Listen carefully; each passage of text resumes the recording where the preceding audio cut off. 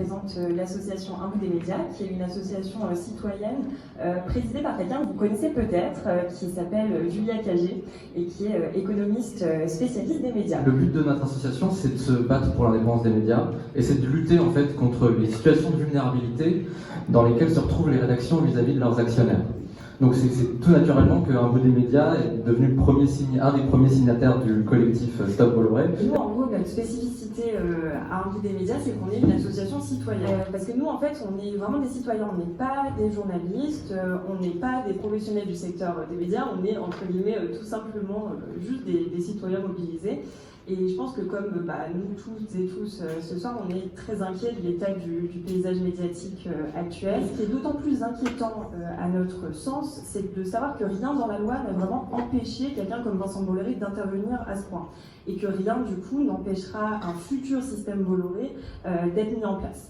Et donc c'est pour ça que nous, au sein d'Un bout des médias, on porte une initiative qui s'appelle Média 2022 et qui a pour but d'interpeller les candidats dans le contexte de cette année électorale pour mettre à l'agenda ce sujet de l'indépendance des médias. Donc l'appel Média 2022, qu'est-ce que c'est ? C'est un appel citoyen qui propose d'intégrer 4 propositions concrètes pour réformer un cadre législatif qu'on estime, nous, obsolète.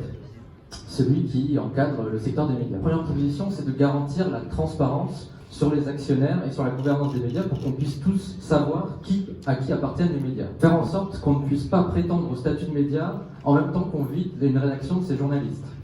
Troisième proposition, permettre aux journalistes de s'opposer à l'arrivée d'un nouvel actionnaire et de choisir eux-mêmes leur directeur de rédaction. Ça semble de bon sens, mais en fait, c'est pas garanti aujourd'hui dans les médias.